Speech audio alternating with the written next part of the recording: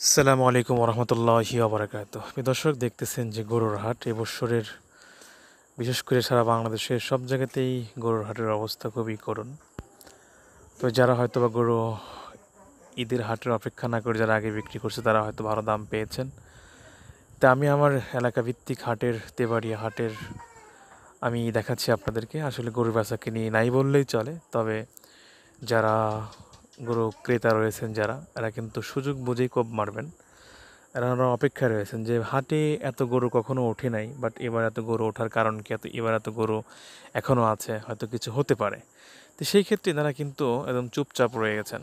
তো এখন দেখতেছি যে এই পর্যায়ে হাটের যে বর্তমান অবস্থা, আসলে যারা গরু লালন পালন যারা করেছেন তাদের একদম মাথায় হাত।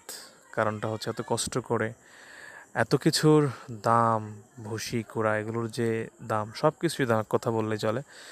আর জানেন যে গরু মানুষ লালন পালন কত কষ্ট করে করে।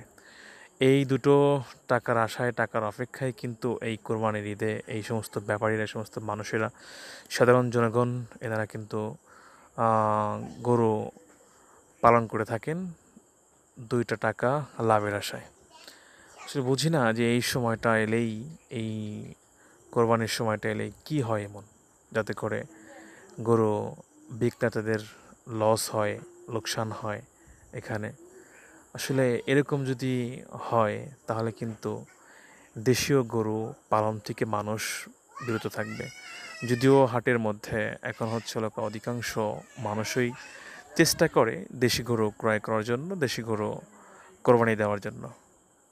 তো সেক্ষেত্রে যারা বুদ্ধিমান, যারা বোঝে, তারাই কিন্তু শুধু দেশি গরু ক্রয় করবে, দেশি গরু নেবে তারা। তো যারা না বোঝে তারা তো কোনো কথাই নেই, তারা সব গরুই ক্রয় করতে পারে, যে গরুর দাম কম সে গরু ক্রয় করতে পারে।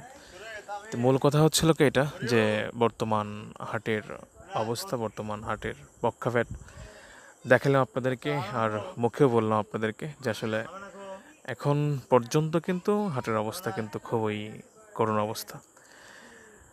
ঢাকাতেও দেখে আসছি যে আসলে গরুর হাটের অবস্থা খুবই খারাপ, কারণ বর্তমান সময়ে যে সমস্ত মানুষ, যে সমস্ত ব্যাপারীরা গরু অল্প টাকা দা যারাও গরু ক্রয় করে ঢাকা নিয়ে গেছে, তারা কিন্তু এখন দেখতেছি যেটা হচ্ছে লোকে যে মানে লসে গরু বিক্রি করতে হচ্ছে, লসে গরু সার দিতে হচ্ছে। তো সেক্ষেত্রে জানা নাই যে আসলে এদের এই গরু পালন যারা করে এদের কপাল কখনো খুলবে কি না। এদের কপাল এরকমই হয়ে থাকে, মাঝে মধ্যে দেখি যে গরুর দাম এত কম যায়, এত কম যায়, এদের অবস্থা খুবই করুণ হয়ে যায়। মনোগরুর ব্যাপারী, মনোগরুর গ্রাহক, মনোগরুর মানে বিক্রেতার রয়েছে, তারা হাটের মধ্যে কিন্তু কান্না করতেছেন অলরেডি মাথায় হাত, যে আমি কী করবো গরু বিক্রি করে, যে গরুতে আমার 10,000 20,000 করে লস হচ্ছে।